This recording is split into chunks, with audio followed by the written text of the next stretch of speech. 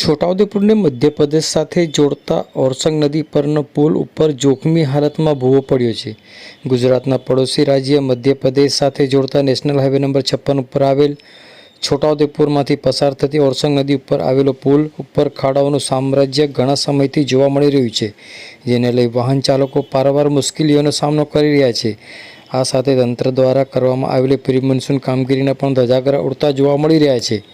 છોટાઉદેપુર જિલ્લાના પાવીજેતપુર તાલુકાના સિયોત પાસે આવેલ ભારત નદી પરનો પુલ ગઈકાલે સોમવારે મોડી સાંજે 2 ટુકડા થઈ ગયા છે, તો આજે વહેલી સવારે ઓરસંગ નદી પરના પુલ ઉપર જોખમી ભૂવો પડતા પ્રજાજનોમાં ચિંતાનું મોજું ફરી રહ્યું છે।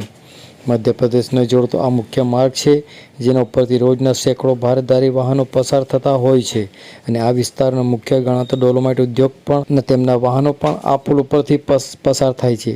પાવીજેતપુર પાસે આવેલ ભારત નદી પરનો પુલ ગઈકાલે તૂટી જવા પામેલ છે।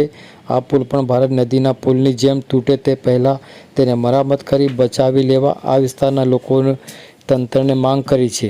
કહેવાય છે કે આ ઓરસંગ નદી પરનો પુલ 100 વર્ષ જૂનો છે, ત્યારે સ્થાનિકો માંગ કર્યા છે કે મોટી દુર્ઘટના સર્જાય તે પહેલાં નવો પુલ બનાવવાની તજવીજ હાથ પર લેવાય તે ખૂબ જ જરૂરી છે। આવો સાંભળી આ અંગે આ વિસ્તારના વસેડીના સરપંચ ગંભીરભાઈ રાઠવા શું કહી રહ્યા છે, સાંભળો તેઓના મુખે। છોટાઉદેપુર તાલુકાનું છોટાઉદેપુર તાલુકાના ઓરસંગ નદી પર બ્રિજ છે, 100 વર્ષ જેવું જૂનું થઈ ગયેલું છે અને તાત્કાલિક બનાવવાની વિનંતી કે સરકારશ્રીને અને બહુ મોટી ફરજા પડે છે, કારણ કે અત્યારે કેવું છે ઉપર પાણીનો જે ખરી રહે છે નિકાસ નથી, તો આજુબાજુ ખાલી માટી નાખીને જતા રહેશે।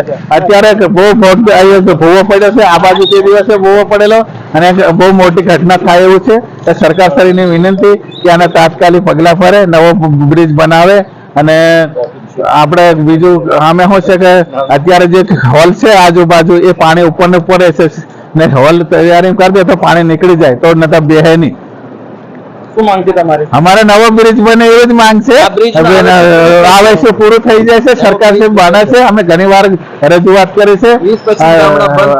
ગામડામાં આખો એમપી નો જોડતો રસ્તો છે અને અહીંયા અમારા શેઠ મધ્યપ્રદેશ થી આ બાજુ ગુજરાતના કેટલાક લગભગ બહુ ગામડા આવેલા છે। આ અહીંયા છોટાઉદેપુર હાટ બજાર કરવું ગમે તે વ્યવહાર કરવાનો અહીંયા જ છે, બીજું કોઈ છે નહીં, બીજું કોઈ આજુબાજુથી જાય એવો રસ્તો નથી, આ મેઇન રસ્તો છે।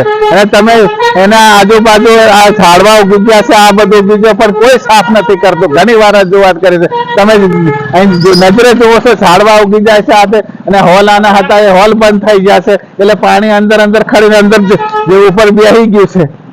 શું નામ તમારું? મારું નામ રાઠવા ગમીરભાઈ રતનભાઈ, વસેડી સરપંચ છું।